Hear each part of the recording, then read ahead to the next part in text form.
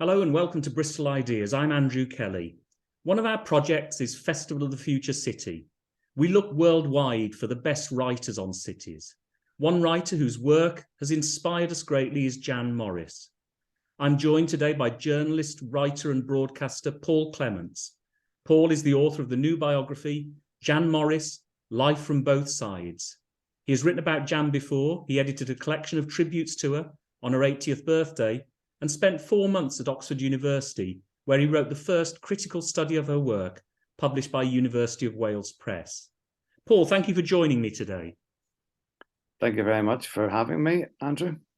Jan died almost over 2 years ago now. You knew her for 3 decades. I've always been struck by her productivity. Her writing targets each day were formidable, and especially her insights into places and cities. What was she like?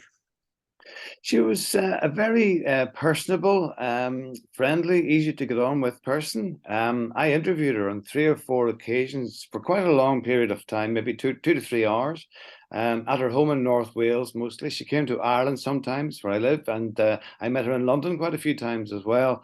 But she always seemed to have time for people, and I'd go for 2 to 3 hours to her house and feel, gosh, I'm really interrupting her writing schedule here. But she didn't seem to mind that, and she gave of her time in a very friendly manner.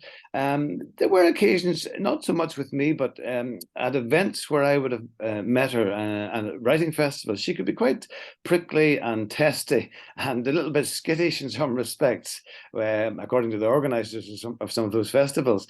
But nonetheless, she had this attitude of she wanted to promote her writing and promote her books, and that was one of the key things about her. In my research, I interviewed an American. He's a former. He worked at the New York Public Library, Paul Holdengraber. And I asked him a rather silly question. I said, "Did Jan have an ego?" And he said, "Show me a writer who doesn't have an ego." So she had an ego, like everybody who writes, probably. And I just wanted to find out what drove her. The journalism interested me in particular because I'm a former journalist myself. And that's what I wanted to find out about. That period in the 50s, for me, was a dazzling phase of her life, with the Times and the Manchester Guardian. And I wanted to explore that in some detail. And no one has ever really written about that before in any large detail. So basically the first 5 chapters of my book are to do with the background, obviously, in Clevedon, growing up, looking across the Bristol Channel, and the army years, and Oxford University, and then the journalism. Paul Holdengrave is a good friend of ours, actually, and I was fortunate enough to meet with him and discuss his approach to doing interviews. And there is a good interview with Jan, isn't there, online, I think? Yes, there is. I think it's on the Literary Hub, in one of them. But he knew her very well, and he also said to me that she could be at interviews. She would like just to play a little game with him, and he'd have his papers all over the desk, a bit muddled up or a bit mixed up, and she would say, "Come on, pull yourself together here, and get yourself organized." And that was kind of just a little teasing side of Jan, and she had this controlling nature as well, that she liked to control things, and that came out in what he said as well. Just on her journalism, I always think that period that she was fortunate enough to write in was a great period for journalism. Not only did newspapers give some of their journalists the time to explore things in detail. I think her contract with The Guardian was she had 6 months off to do research, I think, and travel. But also it paid well, didn't it? This was a way you could make a good living as a journalist. Well, it did pay reasonably well. I mean, she was on the staff of the Times. It wouldn't have been the most fantastic salary, of course, and then the Guardian. But she had this brilliant job at the Manchester Guardian, 6 months on, 6 months off. So this allowed her the time to explore cities and to travel the world, to gather the research and do, get the material for those books, those early books published by Faber in the 50s. And at the same time, still be a journalist, but really she wanted to break free of that eventually, and it was too constraining for her because this didn't allow Jan's creative imagination to run free and wild the way she wanted it to. To stick to the 5 Ws of journalism and the facts. It just was not really what she wanted to do long term, but it got her established. And the Times and the whole Everest expedition, of course, if that hadn't come about, the chances are Faber wouldn't have taken on her book as they did on Everest, which was in 1958. But Charles Monteith, who was the commissioning editor, loved the work that Jan had done from Everest, loved the dispatches, and wanted her to turn it into a book. But the Times, of course, wouldn't let her write a book. They had a policy that none of their staff could write books, or they couldn't stop them writing the book, but they couldn't get them published, of course. So that's why she left to go to the Manchester Guardian. But it was a fascinating time, and what intrigued me is just how she managed to juggle all the journalism and the writing of the books, and to do that together. And also, you're mentioning about the money. Where Jan made her real money, of course, was getting established with the American magazines, and in particular the Saturday Evening Post and Life magazine, because they paid extremely well. I think off the proceeds of one article, she bought a car. So that wouldn't have happened with the Spectator or the New Statesman, I don't think, although she did write for them as well, and a lot of British magazines too over the years. And the Times Literary Supplement, I discovered that she was a major book reviewer for them for 10 years. In that early period, 56 to 66, she reviewed about 100 books, which was astonishing because they were all reviewed anonymously. And then in 2000, the TLS lifted the anonymity line. You could go on and find out who had written the reviews. They lifted the anonymity line around 1974, but they were still you couldn't find the names of people prior to that until 2000. So that was one of the little investigative sides to what I did. I asked her once, actually, I used to meet her in London, Marylebone High Street. There was a lovely cafe there near Daunt's Bookshop, which is just further up, and she stayed in Durant's Hotel. And I asked her one time how many book reviews she thought she had written. Which I reckon would have been at least 500, because right through the 80s and 90s and beyond, she was prolific, especially promoting Pax Britannica through writing reviews and books to do with the British Empire. And she said to me she had no idea. In fact, I suppose she paid me a compliment. She said, "You would know that better than I do." It's one example of the productivity I referred to, that she had a specific target for writing a number of words each day. Yeah. And this sheer range of publications, with articles, with books, with book reviews, and the diaries towards the end of her life. Just before we go on, could you just remind us what the 5 Ws of journalism are? The who, what, when, where, why. Is that 5? Who, what, when, where, why, and how. I think it's not really a W necessarily, but thank you very much for that. I should say, before we go on, we're using Jan Morris's preferred pronouns of she and her throughout, as you do in the book, Paul. But transitioning to be a woman was very important to Jan, wasn't it? But she didn't wish to be mainly known for this, even though she feared that people would continue to write about this and ask her about this throughout her life. Well, she did. Once she had the transition, which was 1972 in Casablanca, she had the surgical operation. She wanted to write the book about, as she did, Conundrum, and just move on from there, draw a line under it and forget about it. Of course, that didn't stop journalists who knocked on her door or looked her up for interviews asking her about it over the years, as they frequently did. But they would quite often get short shrift because she didn't want to speak about it. And it just was something that had happened, and she, as I said, she wanted to move on from it. But it never really went away. And in terms of the book and the pronoun, I discussed it with the publishers.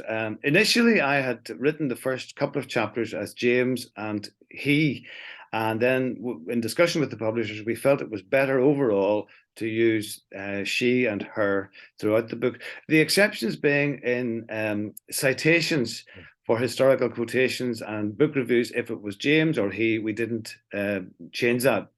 for purposes of historical accuracy, really, more than anything else. But I think that in discussion with her family and her son Tim in particular, we felt that it would be Jan would have wanted she would have, that would have been her chosen pronoun, the she and her. So that's what we decided to stick to. And I have to say, most of the reviewers of the book, with one or two exceptions, said they agreed with that decision. And it is easier than swirling between she and he in the same sentence, especially, which doesn't work at all and sounds strange. So it was a tricky question, but it was one that we felt the best way of doing it was to stick with she throughout the book. And this wasn't easy on some members of the family, though, was it? And we had recently Suki Morris's article in the Sunday Times, which talked about how difficult this was for her. This wasn't new information for you, though, was it? Because you talk in the book about Suki calling Jan a complicated and multifaceted person. And you do quote Suki saying there was a drip, drip, drip of unkindness with her, undermining everything, making me look and feel inferior and worthless, while I constantly tried to make her proud. And she said that at the same time, they were saying how much she admired her work and admired the writing. What are your reflections on that article? Well, I suppose when I started speaking to the family for my initial research about a year and a half ago or more, I made the point to them that I wanted to try to present a rounded picture of Jan's life, and that I wouldn't be indulging in posthumous psychoanalysis. But having said that, obviously I was going to have to cover the transition, the sex change, as it was called 50 years ago, a term that we don't use today, of course. In fact, Jan herself is the one who said that her death would actually be recorded as by the tabloid press as sex change author dies. In the event, actually, it wasn't. It was historian, writer, journalist, and transgender pioneer, which I think would have pleased her. But in terms of Suki, I had a couple of long conversations with her, and she didn't really get on with Jan very well, but she was an admirer of her work, and she was proud of what Jan had achieved. But there were complications in their relationship. They met occasionally, but it was very difficult for Suki. She told me one of the most difficult things was what to tell her friends and people that she knew, and how she would explain to them this transition.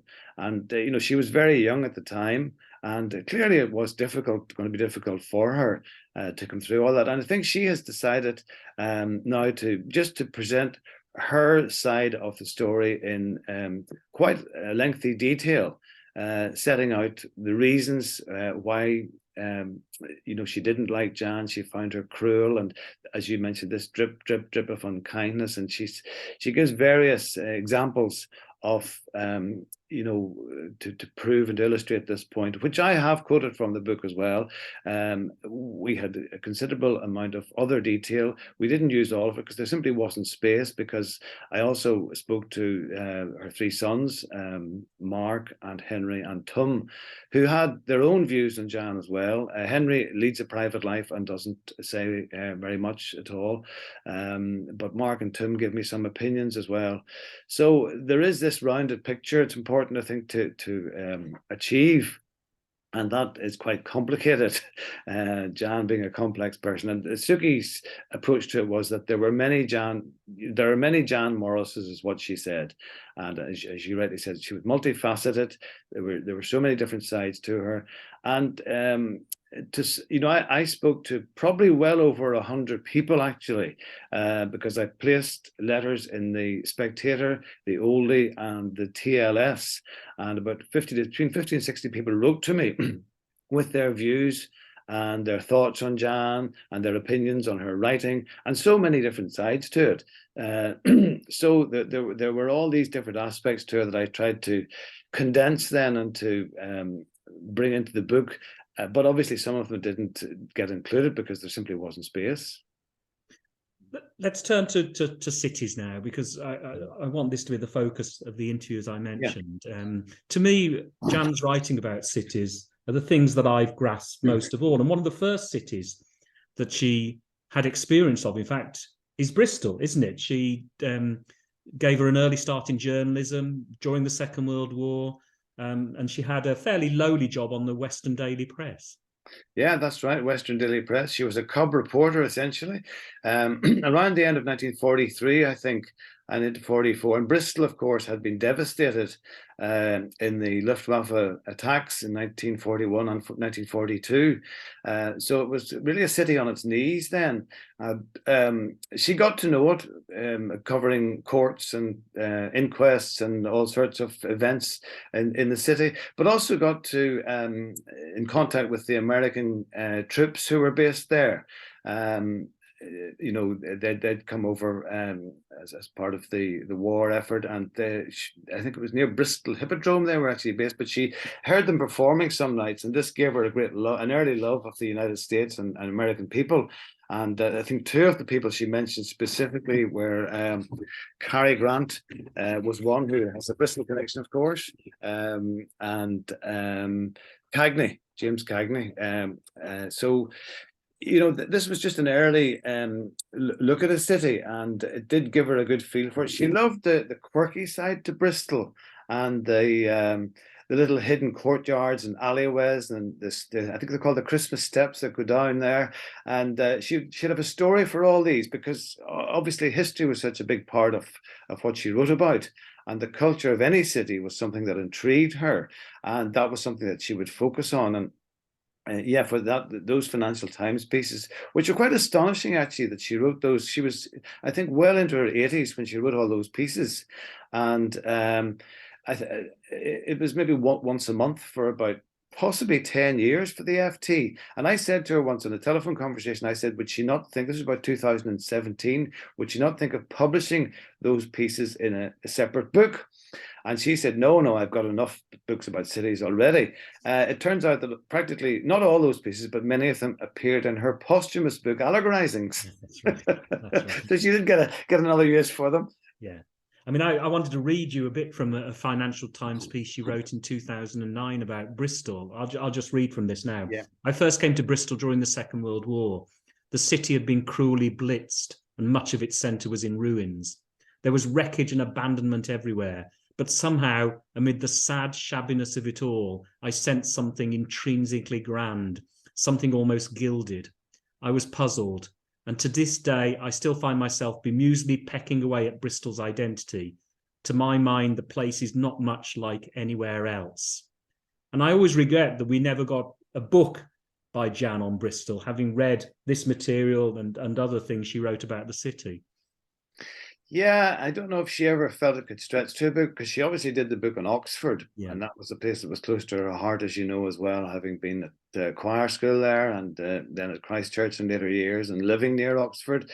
There were a number of cities that she thought about writing about, actually. Cairo was one of them, in terms of a book. I mean, a full-blooded book. Cairo, San Francisco, and Jerusalem, I think, were all, she thought they would all be good subjects for a full book on cities. It turned out she didn't really ever write a book about them, but it was more lengthy essays on them. And I think the same applied to Bristol probably as well. But it was somewhere that she felt close to, and it had that early influence in her, which gave her certainly that first taste of cities, I would say, and was something that Oxford and Bristol together would have given her that first taste of cities. So something that she never really forgot, and she always liked going back to places.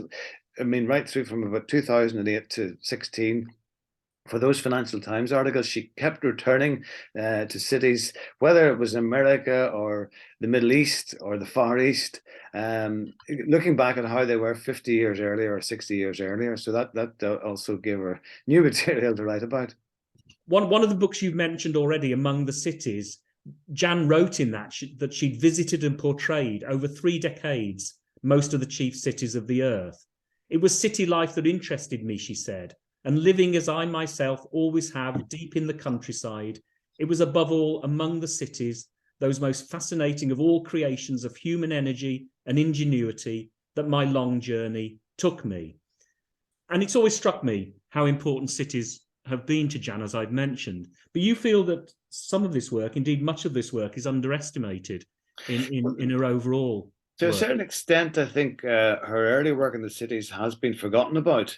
in some respects. And then it was superseded by her book on Trieste, for example, in 2001. But the astonishing thing from my point of view was when I discovered that she had visited 75 of the world's leading cities by the age of 35, when she was leaving journalism. And this was for her work for newspapers and the Arab News Agency prior to that, and for broadcasting as well, because she worked for Panorama and would have gone to cities for them in the 1950s. But she had this uncanny ability to unearth the spirit of a place, or the genius loci, as I think it's called, even just based on a few days or a short stay, maybe a weekend in a city, to bring her own unique style in capturing the feel of the place. And this is what I also thought was quite staggering. It could be celebratory, it could be benevolent and kind, it could be critical, it could be amusing, it could be sensory or playful, as Jan loved to write in a playful style. It could be any other form of writing that she chose, but she always gave her personal reaction to a place, the impact it had on her and the effect it had on her, which is really what makes her writing so unique, because obviously no one else can write the way she can write. And she learned this. Her great exemplar was Alexander Kinglake, who was born in Taunton, and his book Eothen, written in the 1840s, was her most cherished book of all. And he was quite a humorous writer in his own way too. So she read that book at the library at Lancing College in 1942 or 43, so 100 years after it was written. And it was curious to think that he had such an impact on her, and she could then go off and do all this. I think one of the things about cities that intrigued me as well, when she went to Australia in 1962, she was criticised severely for her writing on Sydney. And she had made some rather snap and opinionated judgments about the city. She felt it was a bit aloof, and that some people were a bit sour or irritable, and she didn't really like it very much. There was a lack of kindness there. That's something she wrote about in later years, of course. But there were a lot of complaints about these articles for The Guardian, and that she'd shown a cavalier and a disagreeable side to herself, was blatantly unfair, and her observations were based on a very short stay. In fact, a leading statesman in Australia, Lord Richard Casey, said that Morris had harmed relations with the Commonwealth because of these articles. So, and he said it was a rapid-fire, irresponsible journalism. I just love this quote, because he said that, to me, this really sums up Morris more than anything else. He said, Morris had a clever but frightening gift of self-expression and an equally frightening ability to write with apparent authority after the briefest acquaintance with the subject, which is an excellent description, whether you like what he said or not, about the job that Morris has done. You know, a couple of days, and had this instant ability to capture the spirit of it. She didn't like Washington either, did she? I didn't think, as a city. No, she didn't like it either. She got into a bit of trouble with the American press for that as well. But that was just her opinion, and I think, you know, it's right about snap judgments. That was what she came to the conclusion. Take it or leave it. This is what I think of it, and we'll move on to another city now. But they have, to an extent, been ignored or neglected, those pieces, and they were some of her best writing. I think they represented some of her best writing from that period. I mean, I agree. I love rereading the collections that were brought together, and there's, I think, 3 of them on cities. There were her articles that she wrote for Rolling Stone as well, and that was, I think, later on in her career, wasn't it? Yeah, that was in the 70s for Rolling Stone, and actually Washington was one of the pieces she wrote for them. In fact, the piece on Washington was actually written into the Congressional Record. In total, the Senator George McGovern thought so highly of it, and she was just she thought it was crazy that this middle-aged Welsh woman living in the wilds of Northwest Wales should end up writing for a counterculture magazine in America. It was quite a contrast in some respects, but she said it was some of the best writing she ever did, simply because Rolling Stone gave her the space. These could have been 10 or 12,000 word features, which, you know, most of the travel articles she'd have been writing would have been maybe 2,000 words or 3,000 words, or the short pieces for cities weren't that long. But the Rolling Stone gave her the scope to elaborate and to delve into a lot more detail on the cultural history of the cities and whatever took her fancy, really. I mean, I find her an essential guide when I visit cities, I must say. If I go to a place that Jan has written about, her work is often the first I turn to, whether that's Oxford, New York, Sydney. I once spent a happy few days, I must say, finishing a book about Venice while in the city itself. And if Yeah. I've not been to a place or may want to go someday, I read her work with a longing to go. I'm thinking of her books and essays, some of you mentioned, on Cairo, Trieste, which is one of my favorites, and Jerusalem, for example. And I think you really summed it up well when you talked about getting to the soul of a place, the spirit of the place, the genius loci. But writing about cities and places is not easy, I find. And with Jan, I always admire the way she brings together words of the imagination, the psychology of place, the history, all blended together. And she's often, as you've indicated here, she was an outsider looking in. And sometimes it was based on short visits, but also sometimes on deep immersion in a place. The Venice book, for example, she lived there for quite a while, didn't she? Yeah, she lived there for 6 months in Venice, and her first taste of it was as a soldier after the Second World War with the Lancers, when Jan and the other soldiers were in charge of some of the generals of piloting them around the canals of Venice and gondola. So what a job that was. And that gave her the first taste of Venice. And then she really had this feeling to want to go back and spend time there to write about it in detail. And Venice, of course, had been written about quite a considerable amount, even by 1960. But you're right, yeah, I've used that book on my own trips to Venice as well. And you learn things, you pick up things. And to me, even just reading her, you feel like you're walking the streets with her. She's taking you by the hand and pointing out the buildings. And in her case, how the boats or the gondolas are sitting hugger-mugger in the water, and the buildings are higgledy-piggledy along the 14th century streets. She loved all those reduplicative phrases, which a lot of writers have said they have borrowed them from her. She actually borrowed them from Shakespeare because they're Shakespearean originally, and she made them her own. And other writers have taken them up from her as well. And they're lovely little phrases, and they just sum up a place very well, I think. And you know, Trieste, of course, was such an important place for her because that went back to the soldiering days as well. In 1947 and 48, after Venice, they went to Trieste.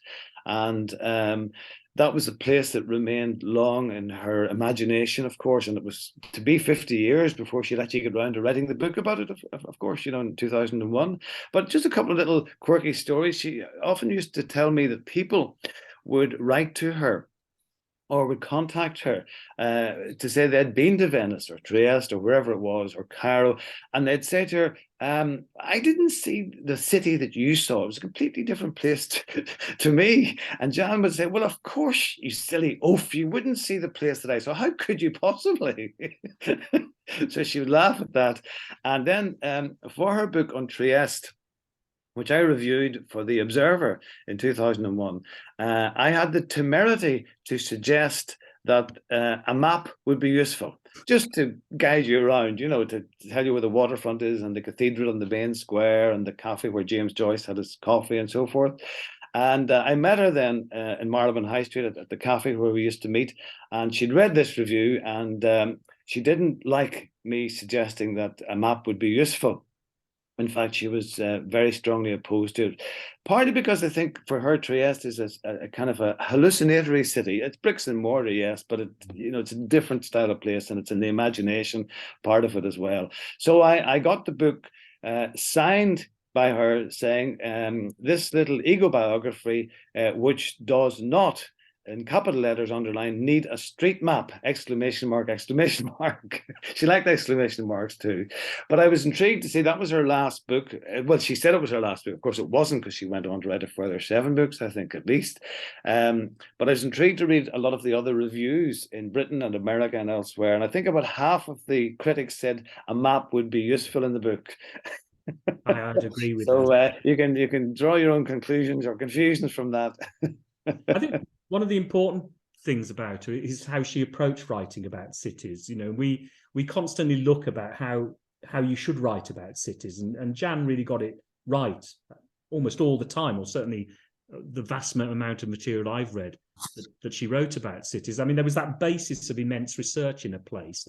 the use of old guidebooks, which we encourage people to use as well. In fact, I've been talking with a researcher who's looking into 1920s New York at the moment, and she's been focusing on guidebooks, looking at the period of the 1920s in New York.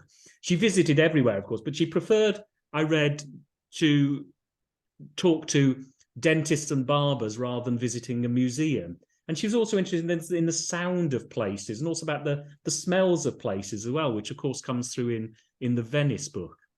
Yeah, well, the sensory side is a big part of her writing, certainly, and all the senses that appeal to her when you read her work.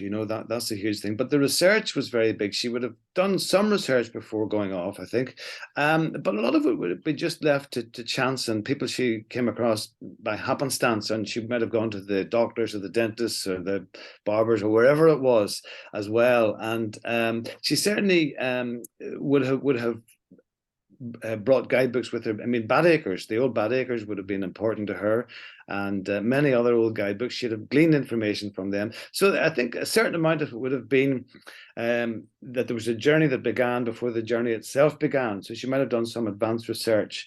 Not a vast amount for the cities, but certainly for her book to Spain, she learned Spanish language and a linguaphone course, and she would have read up quite a bit about Spain before she went.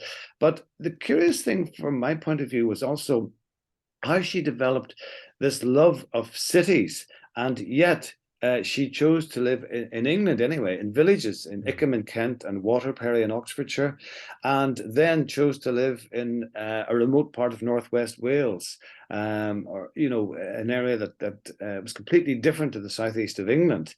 And that was just a contrast for her, I suppose. She loved the energy of cities and the life of that they brought to her. But then she also loved the serenity and the peace of the coast and the mountains of northwest Wales. So this, in a sense, was a contradiction in her life, and she was full of contradictions, of course. But it afforded her, I think the reason for this, in my opinion, is why she liked this difference between cities and the rural life was it offered her inspiration in two different levels. So she found cities inspiring for their life and their buzz and everything about them. But then she was inspired in a different way by the mountains of Snowdonia and the coast of northwest Wales and everything that brought. So this gave her a divergent approach in a sense. It's something that's always puzzled me, actually, reading about Jan, this love of cities and then living where she did. Although she did spend some time in Bath, didn't she? And Yes, I think she owned an apartment in New York as well at one point. She did, yeah. She would have. She'd have known New York very well because partly from that first visit in '50. After Everest, she went there for a year, or she went to the United States for a year on the Harkness Fellowship and got to know New York first of all. But it was a very important place for her. And actually, one of the things for me that intrigued me when I started reading her books in the 1980s, I had to delve into her back catalogue first. I was going back to the 50s to read those Faber books from that period to catch up with her stuff from the 80s and then beyond. But I found the books strangely addictive. And what I mean by that is you never knew what was coming next. So if you read, some for example, The Matter of Wales, 1984, which is a brilliant book about the cultural history of Wales and introduced me to Wales because I didn't really know it prior to that, but I made quite a few visits to it afterwards, not just to visit Jan, but for walking trips and other excursions and holidays and so forth. But The Matter of Wales was 84. Then next 85 was the novel Have, Less Letters from Have, which was her main novel.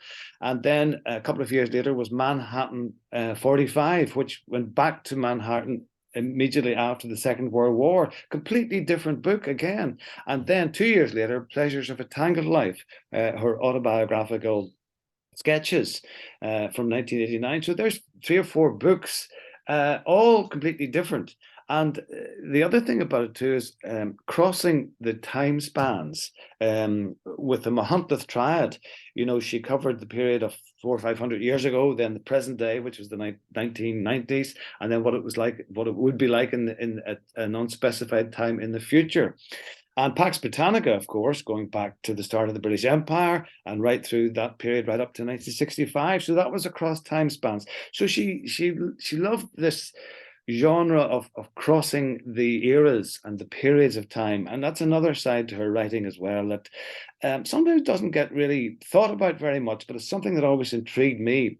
And that's why I said that the books being so strange and strangely addictive because you had no idea what would be coming next. And this was the case actually right up until the very end, because at 2016 she started her diaries, but then she produced a book on Carpaccio, the artist, and then a book on a Japanese battleship. Yeah. I mean, how bizarre, strange is that? Yeah. No, I mean it's that range, I think, as you say, the many differences of books that she published and how addictive they were. I think with the Venice book, we have to remember that I think she was 33 at the time and she'd already published 5 or 6 books before then. Yeah, but 5 before then. But Venice was really the breakthrough book. That was the book that really made her name and brought her to probably a wider public attention span, I think. And based on 6 months living there. So that was this was really the full immersive side of Jan Morris, of giving her life over to a place. Elizabeth was there too, and their 2 sons were educated there in Venice. So that actually made it easier in the sense that the family were all there with her at that time, and she didn't have to worry about coming home or breaking off the time there. So she was able just to give it the full treatment. And she wrote that book actually quite quickly as well. She was a very fast writer, I think, too. I think you said about 3,000 words a day, 2,000 to 3,000 words a day, 4,000 for Pax Britannica. It went up a bit because that was such a big trilogy. And then 3 drafts, and the book was ready. I mean, that was quite astonishing, the speed that she turned them around. And some of those early books from Faber's in the 50s were probably written within 3 to 6 months. And that was juggling journalism at the same time. Just so for the listener, Elizabeth was the wife of James Morris and then stayed with Jan as civil partners for the rest of their lives. That's right, yeah, for 55 years after the transition. And then they got remarried in 2008 when Tony Blair legalized it all. And they were just lifelong friends and partners. And Elizabeth is 98 and lives in Aberystwyth. Jan has written quite a bit about her in the diaries. She mentioned her because she's got quite advanced dementia. But she stood by her right through her life and was always there to support her, and was always, I mean, I met her quite a few times when I'd go to their house in Treffin Morris, and she's a very friendly woman. She'd make you some tea or coffee and bring in a bit of Barra-Brith fruit loaf and some Welsh cheeses, and then have a chat and then let you get on with chatting to Jan. And she liked to do the garden. And she was very good she had worked as an architect's secretary, so she had architectural knowledge and skills that she put into the different houses that they lived in over the years. So very friendly person. Just one final point about all her books on cities, which is I was very pleased to read in your book how influential E.M. Forster had been to Jan. She discovered Forster's book about Alexandria. And Forster said the best way to see a city is to wander aimlessly about. And this is how some of the great writings about cities emerges, I think. Yeah, well, that's it exactly. I think grin like a dog and run about the city was another of her phrases. And just, you never know what you stumble across. And she had this thing called the smile test as well, which she would smile at people when she walked past them and give their reaction. And it was just the ordinary people that she wanted to meet and speak. And one of her editors, actually, in Random House in America, Bob Vile, said to me that, Jan probably didn't have all that many close friends. Certainly in the United States, maybe in Britain, she did have close friends, of course, in publishing and journalism and the literary world and everywhere else. But in New York, she didn't really have that many close friends, apart from her agent, Julian Bach. But Bob Vile said she would have stayed at the top hotels. He dreaded to think what the expense was, but her friends there would have been the maitre d' and the hotel manager and the bellhop.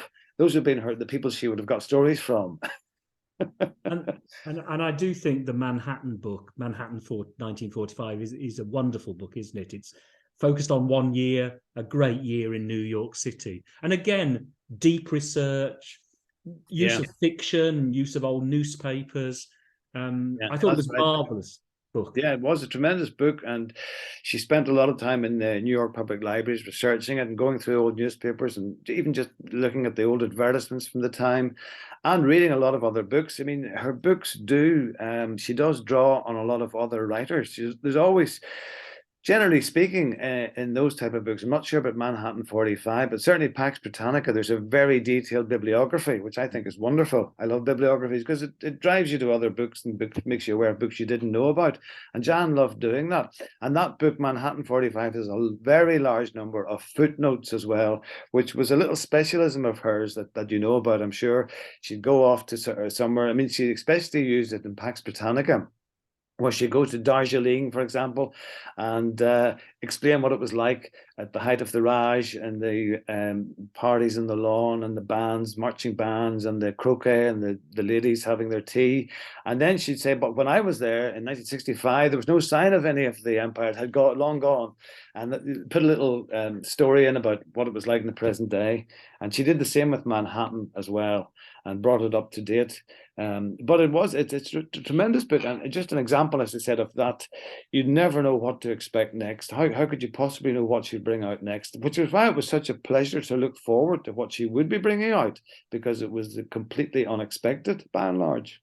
I thought it was marvelous. You mentioned in the book that Folio Press reprinted Manhattan 45 with Walt Whitman's great poem Mannahatta, as she actually requested that they do. It's too long to quote here, but I love these lines from that poem.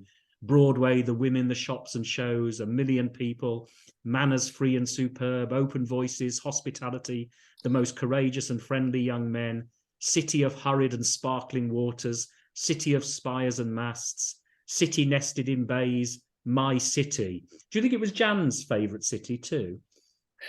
Well, it was certainly one of them, if not her favorite one. She had been back so long in her life to the early 50s, her connection with it, and it was just a very special place in her heart, I think. And she loved the American people.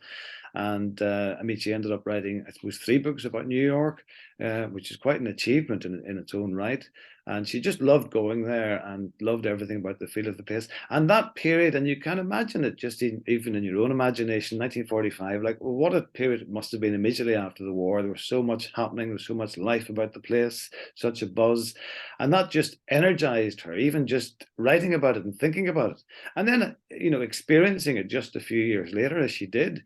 So she had, all that to call on and could just create that image of the place and stir it up so that you felt that you were there. I think one of the great sides to her writing for me and for many of the critics who reviewed her books was that when she was explaining a city and the layout of it and some of the history of it or the culture of it, there might be a phrase or one word or a sentence that would just say to you immediately as the reader, I know what she means. She has jumped, her writing jumps the gap of recognition, and you're clear what she means. So you're walking the streets, and then suddenly it's the sort of the penny drops. It's the aha moment. Yes, I know exactly what she means now.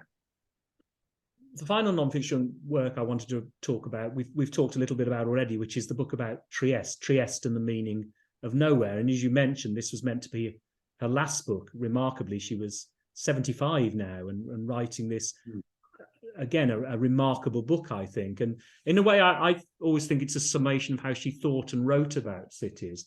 And again, one that was very deeply rooted, as you've mentioned, in her own autobiography, going back by now 55 years. Yeah, that's why it is partly autobiographical, obviously. And she had, again, so much hindsight to draw on and such a great hinterland of knowledge of the place. And it was somewhere that she had visited probably not as often as New York, obviously, but she had gone there quite regularly, especially in the 1990s, because she did the wonderful book about Europe, Yeah.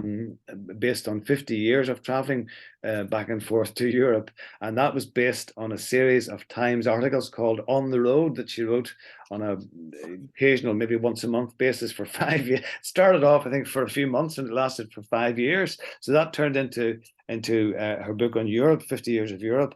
And there's quite a bit about Trieste in that book, but obviously she knew there was a huge amount more to say about it, the city. And a lot of literary side as well, not just James Joyce, but Bunin, for example, Ivan Bunin, the Russian writer.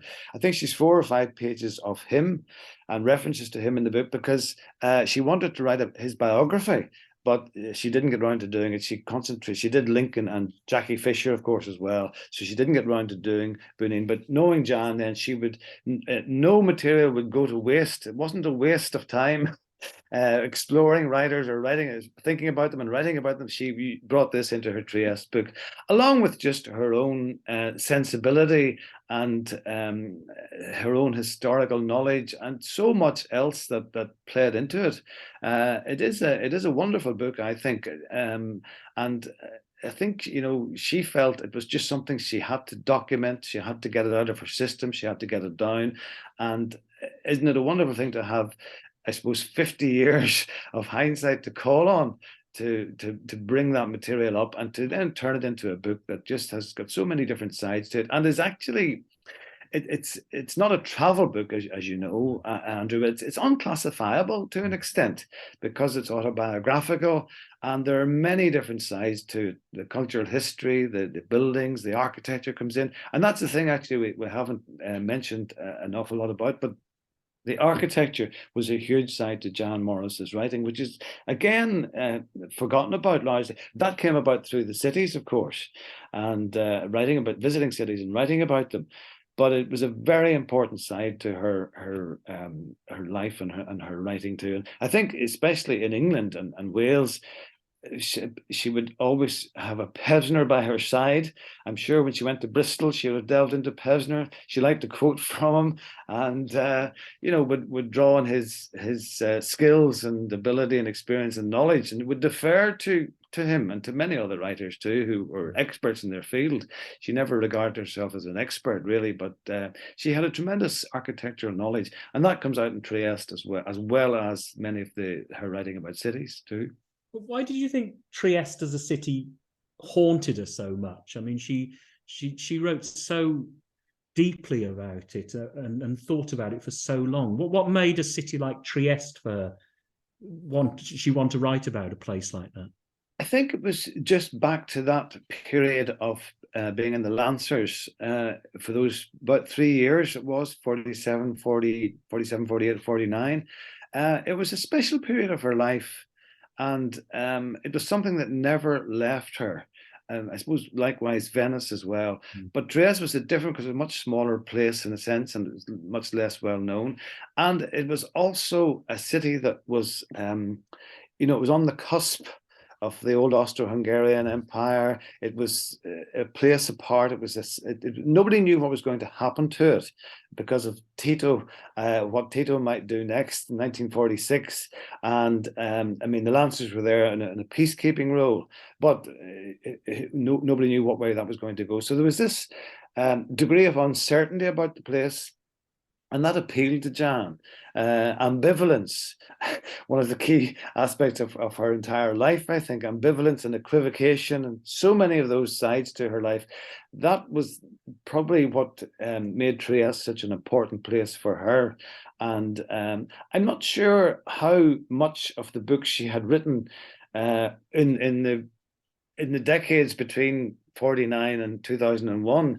But she obviously had given it a huge amount of consideration, and she had written about it in that book in Europe. And I think maybe in the 1990s, she said to herself or realized there is scope here for an entire book on Trieste, and it's something I must turn my attention to. And it's a different style of book to Venice, obviously, and to Oxford. But I think she said to me on one occasion, it was her favorite book. So that was quite a a recognition from her side of things that it was certainly her favorite book, because I thought it might have been Venice or Pax Britannica even, but I think Trieste seemed to be the book she loved best of all. She described it as a little ego biography, putting herself onto not every page, but she was part of it. It was her reaction to the place. It was her opinion. It was her thoughts, and so much more came into the writing equation. Now, before she wrote the Trieste book, in fact, many years before she wrote the Trieste book, and actually many years afterwards, she wrote 2 versions of a fictional city, Havre. Why did she turn to fiction, do you think? I think she had got a bit tired of that stage about just the straightforward writing about cities, if you could call it straightforward. It wasn't really straightforward, but just she wanted to escape from the confines of sticking to the factual side of things to an extent, and just let her imagination run free and see what it could produce. But she never really, it was criticized. Last Letters from Havre was criticized because there isn't really a proper plot in the book. It's a whole mishmash of characters and people from her past and much more. And she didn't really get to grips with the narrative side of it. I think that was the major issue with it. Nonetheless, it was a considerable achievement being shortlisted for the Booker Prize. As someone who had never before written a novel, so that in itself was a stunning achievement. She was very annoyed too with the publishers because they didn't put the word novel on the cover, because obviously most people thought it was another travel book and couldn't understand why this was shortlisted for the Booker Prize. But she just felt that she wanted to have a go at something else to see if she could do it. And she herself wasn't entirely happy with the finished product anyway. And then, of course, there was an addendum published 20 years later with the book just called Havre itself, which was actually very well regarded by the critics compared to the earlier version in 1985. But I think it was something she wanted to get out of her system and move on. Then, if she could develop the fictional side, she would, but she obviously didn't think she wanted to, and she had a go at least. So that was the key thing for her, I think, to give it a go and see what it would turn out like. I think it's really interesting though, this book, because the second edition, with the extra 20,000 words, she was much more critical of cities. The way that Harvard developed, the kind of way capitalism had affected the place, the way freedoms had been restricted, and had become a more sinister place. And I think these are some of the criticisms of cities now, how they've changed over the years. And, cities for the wealthy, cities which are facing particular kinds of problems with, star architects rather than, production and ideas from people, from the place itself and so on. So in a way, I think she was slightly ahead of her time there on that. Yeah, she was. For example, in that addendum to Havre, she makes the point that the health and safety people no longer would like the roof race happening. There was the famous roof race in the Last Letters from Havre. So that was one change that had come about. And she did consider the changes and how it had been affected by all the different aspects of 21st century living, I guess. So I think she felt that it was worth having a go at this just to see how she might exploit it or explore it and bring in these changes and see what would result from that. And the book was, as I said, was highly regarded. And in fact, it was that the addendum book was actually shortlisted for a science fiction prize, which I think surprised Jan and her publishers more than anybody else. She was never really a science fiction writer, but I guess that's what she was delving into. And even in A Mahuntleth Triad, her book about the small town in mid Wales, she was looking ahead at what it would be like in an unspecified time in the future. I don't think she gave a date, but that, in a sense, is science fiction too, I suppose. So you could say that's another element, another subject that she wrote about. Not bad, is it? First work of fiction gets shortlisted for the Booker Prize, and then later on gets shortlisted for a science fiction prize. Yeah, I know, it is astonishing when you think about it. I know. Yeah. One thing that I've always liked reading Havre, because I think it does challenge us to think about cities. I love it reading it alongside something like Italo Calvino's Invisible Cities, for example. Yes, There's good book, two yeah. fictional stories about place.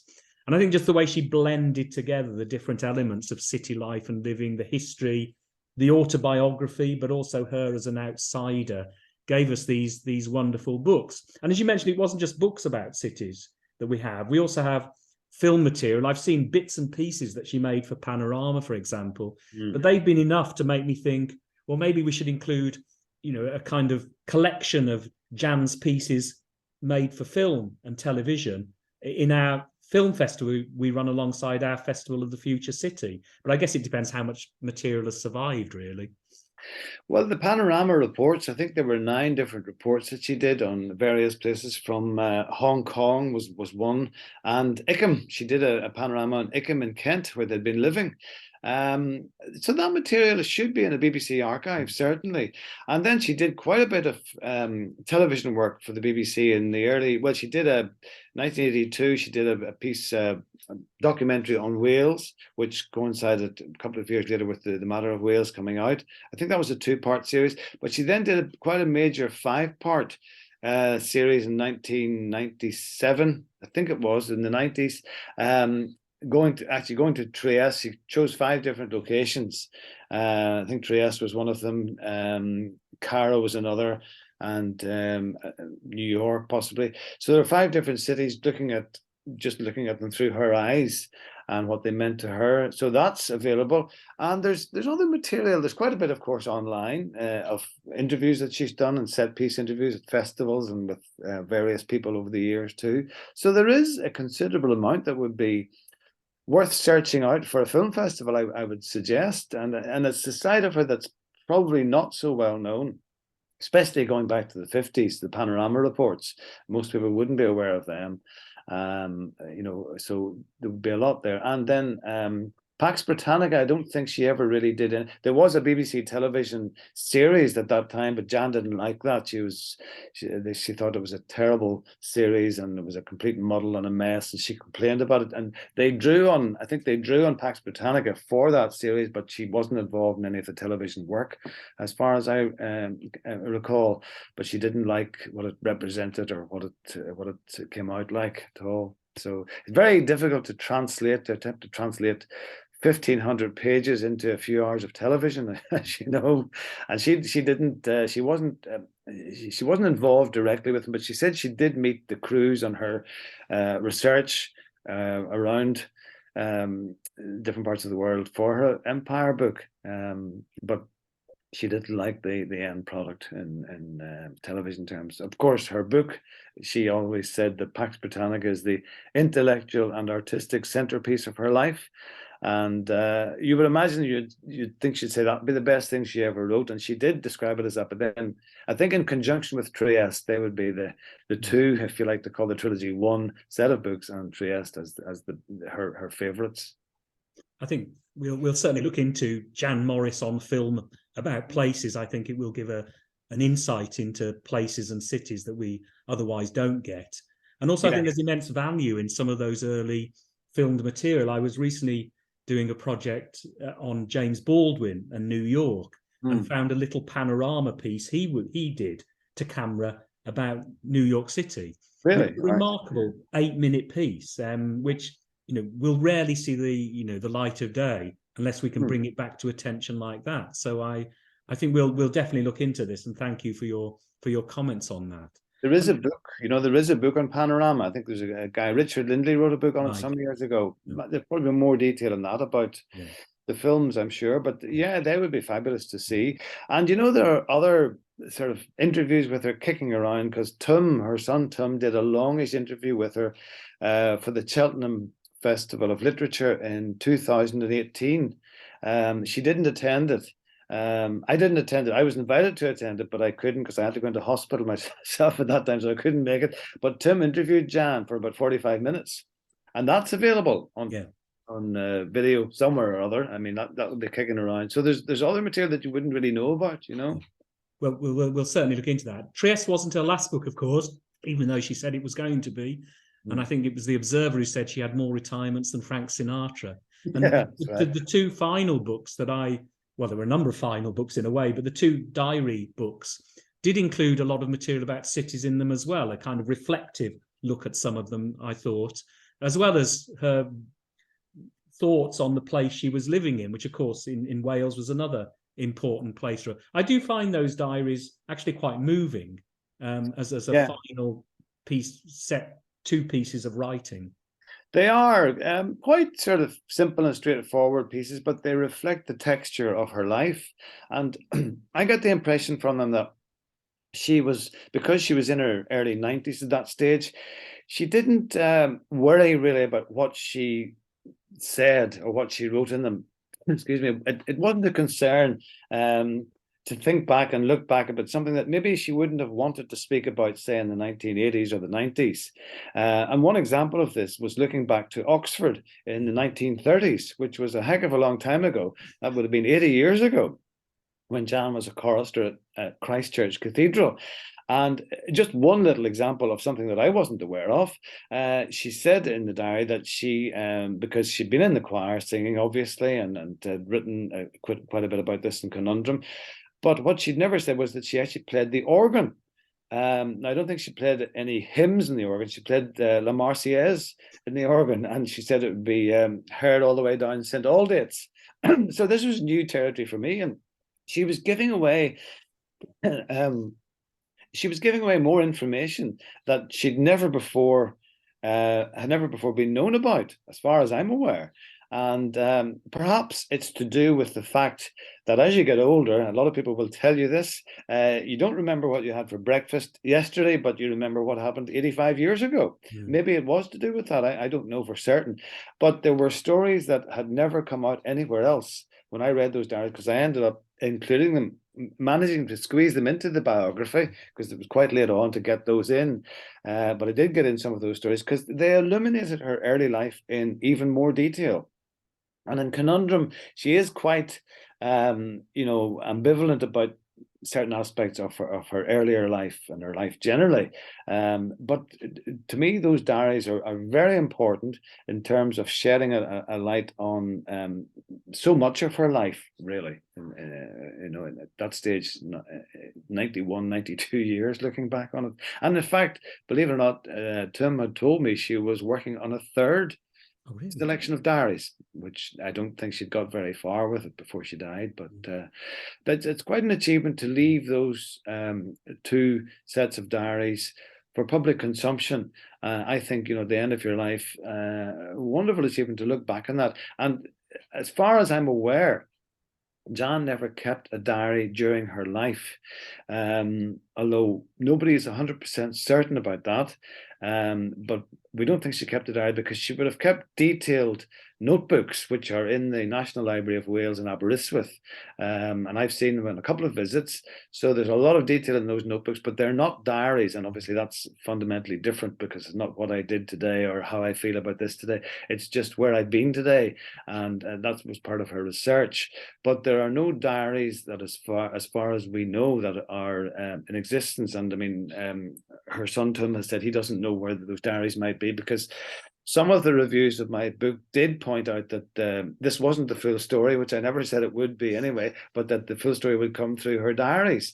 But as I said, I'm not sure if they exist. I did actually ask Derek Johns, who's a former agent of Jan's, if he knew about diaries, and he said he wasn't aware that of there being any diaries whatsoever, although he did add an addendum. He said, unless that is a smokescreen by Jan.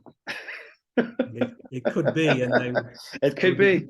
It would be very interesting to read. There's just a final point, and it goes back to what we were, and it links to what we were talking about at the start about the recent article by Suki Morris, which was in the diaries, but also in the Trieste book. Jan Morris talks about the importance of kindness and being kind and looking for kindness. And I think that's absolutely right. I think that should be one of the guiding principles of all our lives. But with Suki, it didn't seem to work that way. It certainly didn't work that way. Do you think that her later comments on kindness were a way reflecting on how she might have treated some people? And I know you don't want to go into post-psychological analysis in your Yeah. work. But I did, reading the diaries and then reading Suki's piece, I did wonder. Well, it is very hard to say. I mean, kindness was something that Jan did badger on about for, I think, probably 30 years, since probably about the early 1990s, she started writing about kindness. And yeah, it is a very generous approach to life and to be kind. And of course it is. And the Jan I knew was extremely personable, generous with her time, and was extremely kind. I never saw Jan in any other mode. Well, she could be a bit prickly and testy at times. At the festivals, I met her at one or two of those sorts of things. But kindness was her ruling principle for those years. But then I suppose this goes back to my fundamental point, and the point that Suki made, that there are many Jan Morrises, and the Jan Morris that I knew is different to the one that the family members would have known. And you would expect that to be the case, I suppose, in a sense anyway, because the old Whitman, like I like to quote, we all contain multitudes. And Jan did contain multitudes. There's no question about that. But she seems to have got on very well with Tim. He's been the kind of the most adoring son, really, of them all, and he's been the one that Jan's was closest to, and lived beside. He lived beside her for a long time. Suki just seems to have a different approach. Was maybe treated differently, and I think just from her point of view, she wanted to spell out her side of the story, and from her perspective, what her approach was to Jan and how she got on with her. And it was obviously different to the others, and that's just something that was something that it's important, I think, too, that she does spell that out. And she regarded Jan as cruel in many respects, and this whole aspect of this drip of unkindness. And she had quite a few examples to illustrate this point, which she showed. And indeed, I quoted from some of them in my book. We weren't able to quote from all of them, but I think she just wanted to spell it out and state her side of the case. And I suppose she felt this is the good time to do it now. The biographies come out. There are other sides to Jan. I said at the very start when I'd been doing my book that it would not be definitive, because I don't like the word definitive. How can you possibly know what someone has been doing every single day of their life? And it begs the question, would you really want to anyway? Selectivity is a key aspect of any work of biography. Just on one final story about Jan from me, I tried to get Jan Morris to come to our festivals many times, and we were always turned down. But I have to say, they were the kindest turn downs I've ever had, which I was very grateful for. Yeah. Just as I'm grateful for the work she's done on cities, and will continue to read and use this work for a long time to come, I think. Thank you, Paul, for joining us today. Jan Morris, Life from Both Sides, is published by Scribe, and is out now and is highly recommended. Thank you very much. Thank you very much, Andrew. Thank you.